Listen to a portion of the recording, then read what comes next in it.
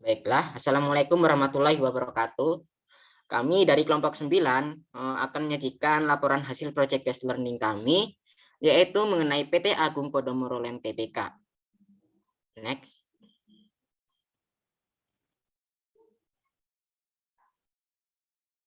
Nah, adapun anggota dari kelompok 9, yaitu yang pertama Raihan Rasif Avero dengan NPM ujung 026, lalu yang kedua ada Bangun Tegar Firansyah dengan NPM ujung 044, dan yang ketiga ada Meli Nur Hasana dengan NPM ujung 054. Bisa di next. Sebelum kita memperdalam ke materi, izinkan saya untuk membacakan profil perusahaan dari PT Agung Podomoro Land terlebih dahulu. Jadi PT Agung Podomoro Land Tbk ini didirikan awalnya dengan nama PT Tiara Metropolitan, lalu berubah nama menjadi PT Agung Podomoro Land pada tahun 2010. November 2010 lalu, perseroan ini melakukan penawaran umum perdana saham dan mencatatkan sahamnya di Bursa Efek Indonesia, yaitu pada 11 November tahun 2010 dengan kode APLN. Beralamatkan di Podomoro City APL Tower lantai 43-46, Jalan Letnan Jenderal S. Parman, KAF 28, Jakarta. Per akhir Desember 2020, APLN ini ternyata memiliki 40 entitas anak, 13 entitas dengan kepemilikan tidak langsung melalui entitas anak yang dikonsolidasikan dalam APLN, serta 2 perusahaan asosiasi di bidang properti di Jakarta, Karawang, Bogor, Bandung, dan lain sebagainya. Berbekal lebih dari 50 tahun berpengalaman sebagai bagian dari Agung Podomoro Group, APLN mempunyai landasan yang kuat untuk menjadi pengembang terdepan dalam menggarap pasar properti di Indonesia. Nah, dalam 10 tahun terakhir ini, APLN telah menyelesaikan lebih dari 50 proyek properti yang mayoritas ditujukan kepada segmen masyarakat kelas menengah dengan kisaran proyek mulai dari apartemen low cost hingga apartemen high-end di bilangan Jakarta Selatan. Dengan moto untuk menjadi bagian dari masa depan para pemangku kepentingan dan memberikan gaya hidup yang harmonis, APLN berkeyakinan akan dapat terus berkembang pesat di Indonesia, di mana pengetahuan lokal akan bercampur dengan standar internasional. Bisa di next.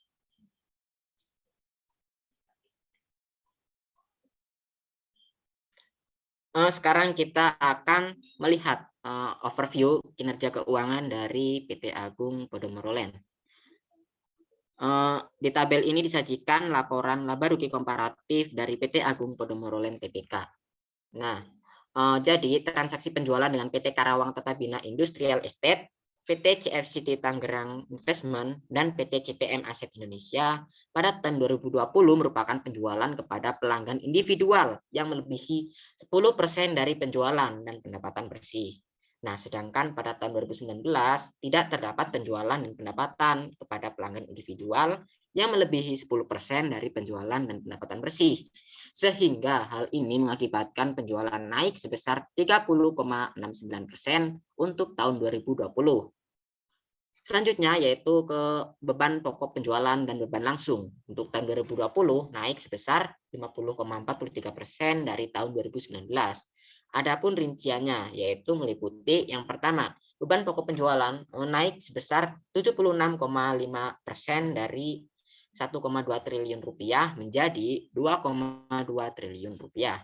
Lalu selanjutnya untuk beban langsung yang terdiri dari beban penyusutan, hotel, dan lainnya turun 6,3% dari 576,9 miliar rupiah menjadi 540,5 miliar rupiah. Hal ini karena beban hotel turun 52,6% dari 205,2 miliar rupiah menjadi 97,3 miliar rupiah. Dan yang terakhir ada beban lain-lain yang turun sebesar 29,7% dari yang awalnya 18,2 miliar rupiah menjadi 12,8 miliar rupiah. Jadi perseroan ini menghasilkan laba kotor sebesar 2,2 triliun rupiah yang mana naik sebesar 12,2% dari tahun sebelumnya. Untuk margin laba kotornya turun 51,7% dari tahun 2019. Dan untuk laba sebelum pajak naik 57,8%, laba bersih tahun berjalan naik 49,1%, dan margin laba bersih naik sebesar 0,4%, yang tadinya 3,2% menjadi 3,6%. Bisa di next. Nah, sekarang kita akan melakukan analisis rasio terhadap perusahaan Agung Podomoro Land ini. Kita menggunakan rasio likuiditas ya. Yang pertama, untuk rasio likuiditas sendiri mengalami kenaikan. Jadi likuiditas perseroan pada tahun 2020 ini naik dari 1,66 kali pada tahun 2019 menjadi 1,90 kali. Hal ini disebabkan karena kenaikan aset lancar sebesar 42,9% dari tahun 2019. Kenaikan aset lancar lebih tinggi dari kenaikan liabilitas jangka pendek. Lalu yang kedua, rasio solvabilitas. Nah, rasio solvabilitas ini mengalami kenaikan. Kemampuan perseroan dalam memenuhi liabilitas jangka panjang ditunjukkan melalui rasio ini, atau perbandingan jumlah liabilitas dengan jumlah ekuitas, yaitu sebesar 167,6%, naik dibandingkan pada tahun 2019. Kenaikan rasio ini disebabkan oleh kenaikan jumlah liabilitas sebesar 14,5%, sedangkan untuk jumlah ekuitas turun sebesar 11,5%. Selanjutnya ada rasio rentabilitas. Nah, rasio rentabilitas ini juga mengalami kenaikan. Rasio rentabilitas ini menunjukkan adanya kemampuan perusahaan dalam menghasilkan laba dalam waktu periode tertentu. Rentabilitas perseroan ditinjau dari margin laba bersih untuk tahun 2020 adalah sebesar 3,6%. Untuk tahun 2019 sebesar 3,2%. Dan untuk margin laba kotor sebesar 44,4% dibandingkan pada tahun 2019, yaitu sebesar 51,7%. Dan yang terakhir ada tingkat kolektabilitas piutang. Pada akhir tahun 2020, jumlah piutang usaha perseroan mencapai 1,07 triliun rupiah, turun sebesar 16,5% dibandingkan pada tahun 2019. Berdasarkan penilaian atas status piutang perseroan pada akhir tahun, maka perseroan ini memutuskan bahwa tidak terdapat perubahan yang signifikan terhadap kualitas kredit maupun jumlah piutang yang masih dapat ditagih. Jadi untuk tingkat kolektabilitas piutang pada perusahaan PT Agung Podomoro Land tidak mengalami kenaikan atau penurunan, atau bisa dibilang tetap. Next. Selanjutnya kita akan menganalisis implementasi penerapan PSAK pada PT Agung Podomoro Land. Jadi yang pertama yaitu terdapat PSAK nomor 71 tentang instrumen keuangan mengenai persyaratan untuk pengakuan dan pengukuran aset keuangan dan liabilitas keuangan. Penerapan PSAK nomor 71 mensyaratkan kepatuhan dengan amandemen PSAK nomor 1, yaitu tentang penyajian laporan keuangan konsolidasian yang mensyaratkan penurunan nilai aset keuangan disajikan secara terpisah dalam laporan laba rugi dan penghasilan komprehensif lain konsolidasian. Sebelumnya, pendekatan perseroan adalah memasukkan penurunan nilai piutang usaha, piutang lain-lain, dan uang muka sebagai beban umum dan administrasi. Penerapan PSAK nomor 71 ini tidak memberikan pengaruh yang signifikan terhadap laporan keuangan konsolidasian pada perseroan. Lalu yang kedua, terdapat PSAK nomor 72, yaitu tentang pendapatan dari kontrak dengan pelanggan. PSAK ini menggantikan panduan pengakuan pendapatan saat ini, termasuk PSAK nomor 23 tentang pendapatan, PSAK nomor 34 tentang kontrak konstruksi dan interpretasi terkait. Jadi penerapan PSAK nomor 72 berdampak pada saldo awal laba perseroan dalam laporan keuangan konsolidasian terkait dengan pengembalian pendapatan yang sebelumnya diakui dengan metode persentase penyelesaian sebesar 1,32 triliun rupiah. Dan yang terakhir ada PSAK nomor 73 tentang sewa. PSAK ini menggantikan PSAK nomor 30 tentang sewa dan interpretasi terkait. PSAK nomor 73 secara substansial menerapkan akuntansi lesor dalam PSAK nomor 30, yaitu dengan perbedaan antara sewa operasi dan sewa pembiayaan dipertahankan. Penerapan PSAK nomor 73 tidak memiliki pengaruh yang signifikan terhadap saldo awal laba perseroan dalam laporan keuangan konsolidasian. Next. Selanjutnya kita akan membahas mengenai konsep pengukuran, pengakuan, penyajian, dan pengungkapan akun terkait. Next. Yang pertama ada liabilitas. Nah, menurut IFRS, liabilitas adalah kewajiban kini dari perusahaan yang timbul dari peristiwa masa lampau. Penyelesaian yang diharapkan dapat menghasilkan arus keluar dari sumber daya perusahaan dalam mewujudkan manfaat ekonomi. Terdapat 3 jenis liabilitas, yaitu yang pertama ada liabilitas lancar. Liabilitas lancar ini merupakan kewajiban yang jatuh tempo pembayarannya ini dalam kurun waktu 1 tahun. Contohnya seperti akun utang, utang bunga, utang pajak, penghasilan, dan lain sebagainya. Lalu yang kedua ada liabilitas tidak lancar. Nah, liabilitas tidak lancar ini untuk periode waktu terutangnya itu selama lebih dari 1 tahun. Bisa saja 3 tahun, 5 tahun, 10 tahun, bahkan lebih dari 50 tahun. Liabilitas ini salah satu sumber penting bagi perusahaan. Nah, perusahaan biasanya mengambil utang jangka panjang untuk mendapatkan modal untuk membiayai pembelian aset atau melakukan investasi dalam proyek-proyek modal baru. Nah, untuk contoh utang jangka panjang ini yaitu seperti utang obligasi, utang hipotek, sewa modal, wesel jangka panjang, dan lain sebagainya. Dan yang terakhir ada kontingensi.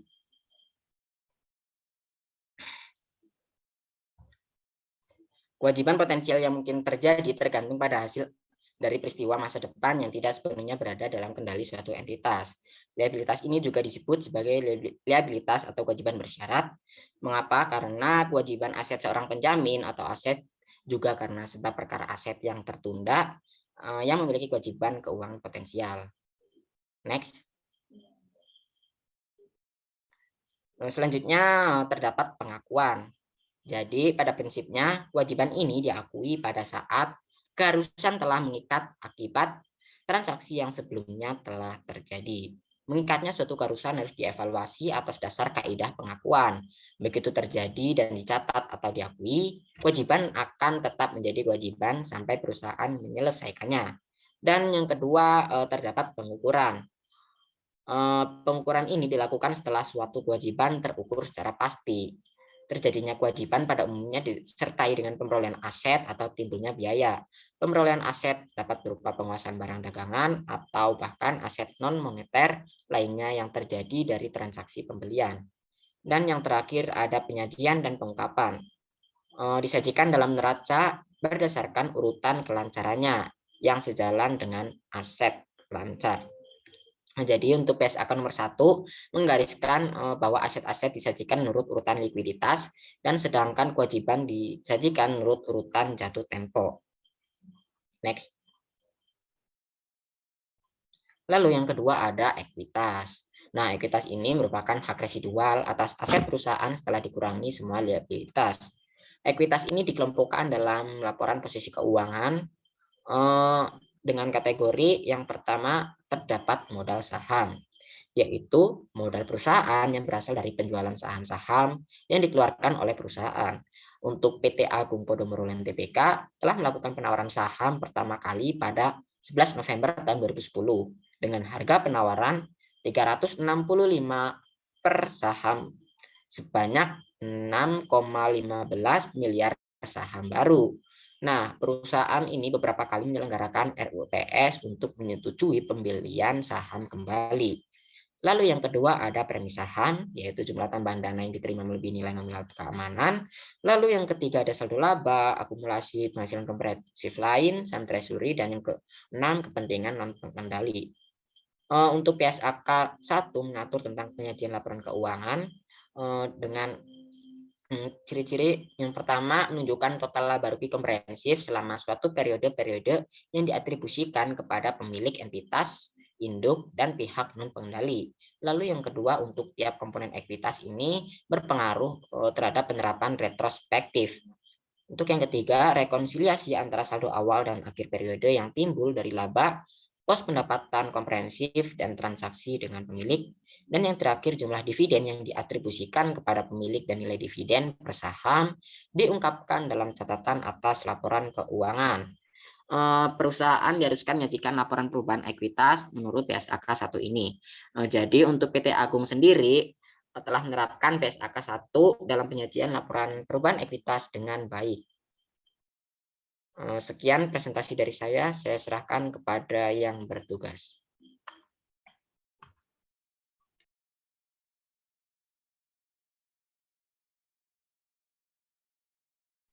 Baik, terima kasih. Selanjutnya akan membahas mengenai efek dilutif dan laba per saham. Laba per saham itu diatur oleh PSAK nomor 56. Nah, entitas menghitung jumlah laba per saham dasar dan dilusian atas laba atau rugi yang dapat diatribusikan kepada pemegang saham biasa, entitas induk, dan jika disajikan, laba atau rugi dari operasi normal berkelanjutan yang dapat diatribusikan kepada pemegang saham biasa tersebut. Nah, dalam laba per saham ini ada dua ruang lingkup. Yang pertama, laporan keuangan individual entitas, dan yang kedua, laporan keuangan konsolidasian suatu kelompok usaha dengan entitas induk. Untuk penyajiannya, perusahaan harus menyajikan laporan laba per saham dasar dan laporan laba per saham dilusian pada laporan laba rugi untuk seluruh periode yang disajikan.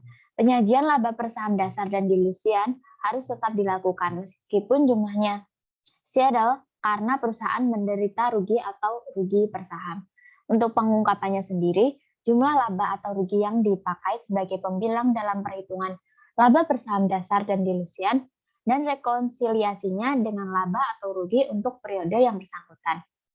Jumlah rata-rata tertimbang saham beredar yang dipakai sebagai penyebut dalam perhitungan laba per saham dasar dan dilusian dan rekonsiliasi penyebut-penyebut satu dengan yang lain.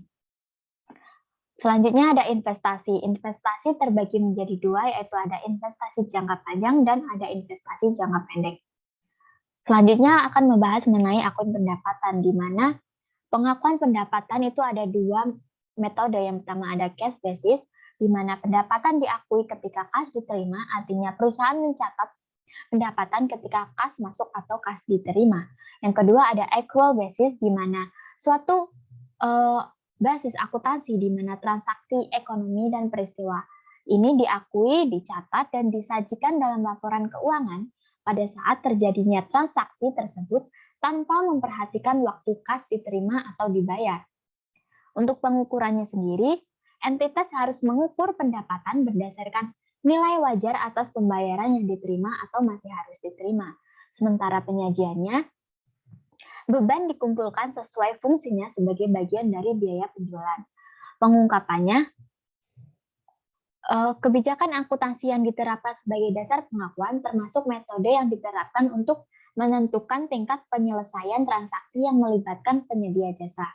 Jumlah setiap kategori pendapatan yang diakui selama periode termasuk pendapatan yang timbul dari penjualan barang, penyediaan jasa, bunga, royalti, dan dividen. Selanjutnya akan membahas mengenai akun akuntansi sewa. Yang pertama kita akan membahas untuk penyewa terlebih dahulu. Nah, pengakuannya pada tanggal permulaan, penyewa mengakui aset hak guna dan liabilitas sewa seperti pengukuran awal aset hak guna. Untuk pengukuran, pada tanggal permulaan, penyewa mengukur liabilitas sewa pada nilai kini pembayaran sewa yang belum dibayar pada tanggal tersebut. Sementara untuk penyajiannya, aset hak guna secara terpisah dari aset lainnya. Liabilitas juga secara terpisah dari liabilitas lainnya. Untuk pengungkapan sendiri, penyewa memberikan pengungkapan meliputi biaya yang telah penyewa masukkan dalam jumlah tercatat aset lain selama periode pelaporan. Selanjutnya untuk pesewa. Pengakuan, pesewa mengakui aset yang dimiliki dalam sewa pembiayaan dalam laporan posisi keuangan dan menyajikannya sebagai piutang pada jumlah yang sama dengan investasi neto sewa. Untuk pengukuran sendiri, pesewa menggunakan suku bunga implisit dalam sewa untuk mengukur investasi neto sewa. Untuk penyajiannya, pesewa menyajikan aset pendasar sewa operasi dalam laporan posisi keuangan sesuai dengan sifat aset pendasar tersebut.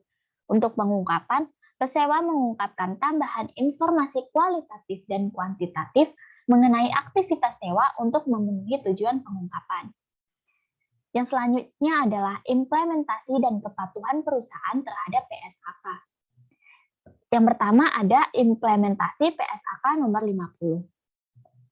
Secara singkat, PSAK ini mengatur tentang pengakuan sebuah instrumen keuangan yang dianggap sebagai liabilitas atau ekuitas disertai dengan prinsip untuk saling menghapuskan antara liabilitas dan aset keuangan.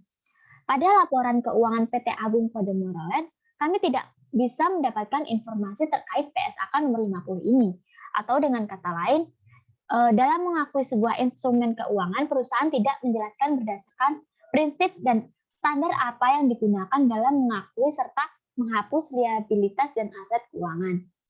Kami menemukan informasi mengenai penggunaan PSAK nomor 71 dalam mengakui instrumen keuangan. Dari informasi ini, kami bisa menilai bahwa perusahaan dalam menyajikan instrumen keuangan menggunakan PSAK nomor 71 dan bukan menggunakan PSAK nomor 50.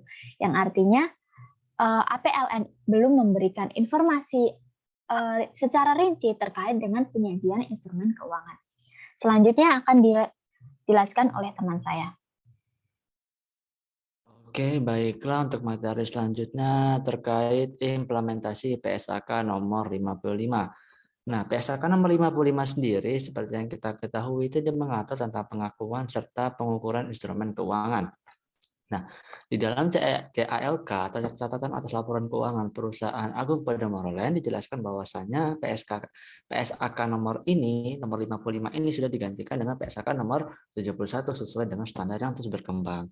Namun, dalam implementasinya ada beberapa yang emang diubah, seperti menghilangkan kategori dimiliki nggak jatuh tempo, pinjaman dan piutang, serta barang yang tersedia untuk dijual pada PSAK nomor 55 itu dihapuskan. Namun, pada PSAK nomor 71 itu tetap mempertahankan persyaratan yang ada pada PSAK nomor 55, yang artinya adalah meskipun perusahaan itu sudah mengganti PSAK, namun tidak mengubah secara keseluruhan PSAK yang sudah dimilikinya, yang artinya hanya ditambah ataupun dimodifikasi sesuai dengan kebutuhan perusahaan. Nah, penerapan PSAK nomor 71 itu telah meningkatkan saldo awal laba grup dalam laporan keuangan konsolidasian atas klasifikasi dan pengukuran aset keuangan sebesar 74.175.152. Dan PSAK nomor 71 ini itu menggantikan metode penurunan nilai kerugian yang timbul dari PSAK nomor 55 yang kemudian diganti dengan kerugian kredit ekspektasian atau ECL. Nah, model penurunan nilai yang baru berlaku untuk semua aset keuangan itu diukur pada biaya perolehan, diamortisasi, dan investasi dalam instrumen utang yang diukur pada FVOC. Nah, penerapan PSAK nomor 71 ini itu untuk penurunan nilai aset keuangan tidak memberikan pengaruh yang signifikan terhadap laporan keuangan. Oke, slide selanjutnya. Oke, yang selanjutnya ada implementasi PSAK 656. Nah, PSAK 656 itu menetapkan prinsip penentuan dan penyajian laba per saham sehingga dapat meningkatkan daya banding kinerja antar entitas. Nah, artinya PSAK nomor 56 itu dia berkaitan dengan penyajian serta cara menentukan laba per saham dari sebuah perusahaan. Nah, untuk PT Agung Podomoro Land itu telah mengimplementasikan PSAK ini dengan baik ya, meskipun tidak dijelaskan secara mendalam pada laporan yang mereka punya. Nah, namun dalam perhitungan laba per sahamnya itu sudah sesuai dengan PSAK nomor 56. Sehingga menurut kami ya cukup patuh terhadap kebijakan terkait perhitungan laba per saham. Oke, selanjutnya. Oke, yang selanjutnya itu merupakan PSAK nomor 23. Nah, perusahaan dalam mengakui pendapatan itu dia menggunakan PSAK nomor 72 ataupun pendapatan kontrak pelanggan ya, dengan anggapan bahwa entitas harus mengakui pendapatan untuk menggambarkan pengalihan barang atau jasa yang dijanjikan kepada pelanggan dengan jumlah tertentu. Nah, pada saat berlaku efektif, PSAK nomor 72 ini menggantikan PSAK nomor 23 yaitu pendapatan, juga menggantikan PSAK nomor 34 kontrak konstruksi dan interpretasi terkait yang artinya perusahaan itu telah mengganti PSAK nomor 23 ini dengan PSAK 72. Nah, penerapan PSAK nomor 72 itu berdampak pada saldo awal grup dan laporan keuangan konsolidasian terkait dengan pengambilan pendapatan yang sebelumnya diakui dengan metode persentase penyelesaian sebesar 1.317.306.875 rupiah. Nah, jadi untuk implementasi PSAK nomor 23 itu sudah digantikan dengan PSAK nomor 72. Oke, selanjutnya ketika PSAK nomor 34 itu menjelaskan tentang pengakuan kontrak kerja.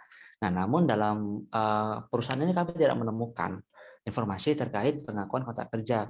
Namun kami hanya menemukan informasi bahwa telah terjadi amandemen pada amandemen PSAK nomor 62 terkait kontrak asuransi yang menerapkan PSAK nomor 71 tentang instrumen keuangan dengan PSAK nomor 62 tentang kontrak asuransi.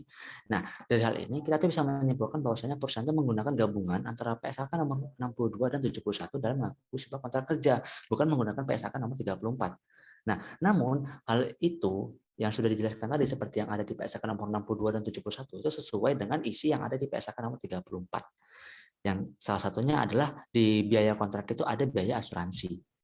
Nah, jadi menurut kami perusahaan itu hanya ingin mengkerucutkan PSAK agar lebih mudah untuk dilakukan dalam penghitungan terkait kontrak kerja. Oke, selanjutnya. Nah, di sini ada dua PSAK, yaitu PSAK nomor 18 dan juga PSAK nomor 30. Di mana PSAK ini tuh tidak kami temukan di dalam perusahaan ini. Ya, untuk PSAK nomor 18 itu tidak memberikan standar tentang pelaporan program Punakarya. Nah, yang di mana pada PT Agung Podomoro itu mereka tidak menggunakan ini. Kami sudah mencari dari berbagai jenis PSAK dan juga di laporan laba rugi tidak ada akun tentang program Punakarya. Nah, begitu juga dengan PSAK nomor 30, ini sebenarnya bukan tidak digunakan, namun sudah digantikan dengan PSAK nomor 72, yaitu tentang pendapatan sewa. Oke, selanjutnya. Oke, yang kemudian itu nomor 24. Nah, nomor 24 ini itu perhitungan estimasi kewajiban dan beban imbalan pasca kerja yang diatur dalam PSAK 24. Jadi PSAK 24 itu mengatur tentang kewajiban dan beban imbalan pasca kerja. Nah, imbalan pasca kerja sendiri yang ada di perusahaan ini itu sudah diatur dalam UU Ketenagakerjaan nomor 13 tahun 2003 dan komitmen lain perusahaan yang tercantum dalam peraturan perusahaan atau PP atau perjanjian kerjasama. Nah, imbalan pasca kerja itu juga sebenarnya sudah mencakup dalam Undang-Undang Nomor 13 Tahun 2003. Jadi menurut kami, meskipun perusahaan tidak menerapkan PSAK Nomor 24, namun konsep antara PSAK tersebut dengan undang-undang yang ada itu sama, maka kami tetap menganggap bahwasannya perusahaan itu cukup patuh dalam menerapkan PSAK Nomor 24 ini. Nah, dan juga pada emiten APLN ini, nah seperti sudah saya bilang tadi bahwasanya sudah sesuai dengan PSAK nomor 24 ya. Namun kami menemukan bahwasanya perusahaan itu mengakui imbalan pasca kerja sesuai dengan undang-undang yang ada, di mana konsepnya sama. Ya, seperti yang sudah saya jelaskan tadi, hal ini juga semakin diperkuat dengan CALK nomor 26, di mana perusahaan mengakui imbalan pasca kerja sebagai liabilitas sesuai dengan prinsip accrual basis yang ditetapkan PSAK 24. Selanjutnya. Oke, ini PSAK nomor 25 dan nomor 3 itu kami sama-sama tidak menemukan terkait PSAK ini, namun sedikit gambaran PSAK nomor 25 itu mengatur tentang kebijakan akuntansi serta perubahan estimasi serta kesalahan. Sementara PSAK nomor 3 itu menjelaskan tentang laporan keuangan interim yang tidak digunakan oleh perusahaan ini. Selanjutnya. Lalu ada PSAK nomor 5 dan juga PSAK nomor 7. PSAK nomor 5 ini membahas tentang segmen operasi. PSAK ini diterapkan atas laporan keuangan entitas dan laporan keuangan konsolidasian kelompok usaha tertentu. Nah, PT ini sendiri sudah menerapkan kebijakan PSAK nomor 5 ini dengan baik ya. Lalu untuk yang PSAK nomor 7 itu berisi tentang pengungkapan pihak-pihak berelasi. Nah, PSAK ini merevisi PSAK 7 tentang pihak-pihak yang mempunyai hubungan istimewa yang telah dilaporkan pada tanggal sekian. Nah, tujuan dari pernyataannya adalah untuk memastikan bahwa laporan keuangan berisi pengungkapan yang diperlukan untuk dijadikan perhatian terhadap kemungkinan posisi keuangan dan juga laporan laba rugi. Dan pada perusahaan ini itu belum menerapkan PSAK ini dengan baik. Oke, baik, selanjutnya. Mungkin ada PSAK nomor 8.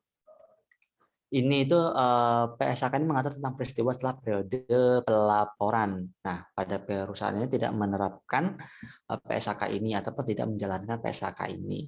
Lalu untuk PSAK nomor 60 itu tentang instrumen keuangan atau pengungkapan. PSAK ini merevisi PSAK yang sebelumnya. Lalu perusahaan juga telah menerapkan PSAK ini dalam mengungkapkan instrumen keuangan yang seperti yang sudah dijelaskan pada bagian sebelumnya. Oke, selanjutnya. Yang terakhir yaitu mengenai PSAK nomor 71. itu menetapkan persyaratan untuk pengakuan dan pengukuran aset keuangan serta liabilitas keuangan. Nah, PT Agung Podomoro sudah menerapkan PSAK ini secara retrospektif pada tanggal 1 Januari tahun 2020. Oke, selanjutnya. Oke, yang terakhir itu klasifikasi dan pengukuran terkait PSAK nomor 71 tadi.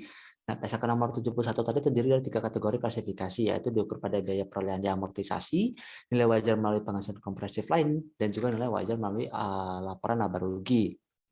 Nah, PSAK nomor 71 itu menghilangkan kategori dimiliki hingga jatuh tempo. Ini seperti yang sudah saya jelaskan tadi pada PSAK nomor 55. Kurang lebih sama. Nah, dari hal ini kita bisa menilai bahwasanya perusahaan telah menerapkan PSAK nomor 71 secara rinci dan sangat jelas. Mungkin ini saja materi yang bisa saya sampaikan. Selanjutnya akan dilanjutkan oleh moderator. Pada moderator dipersilakan.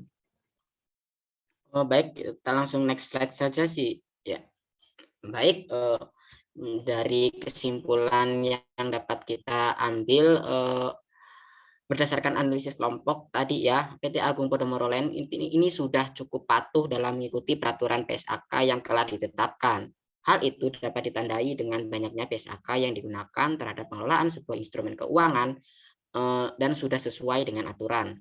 Meskipun ada juga beberapa PSAK yang dijadikan satu, seperti PSAK 71 yang menggantikan PSAK nomor 55 dan 34.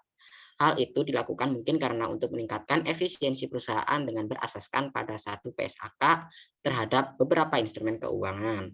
Jadi untuk pengungkapan, penyajian, dan pengukuran juga sudah dilakukan sesuai dengan ketentuan yang berlaku. Perusahaan ini juga sudah memiliki IFR dengan format yang sudah ditetapkan. Ini adalah indikator bahwa perusahaan dengan kode emiten APLN tersebut sangat menjaga integrasi mereka. Sekian presentasi yang dapat kami sampaikan. Kurang dan lebihnya kami mohon maaf. Terima kasih. Wassalamualaikum warahmatullahi wabarakatuh.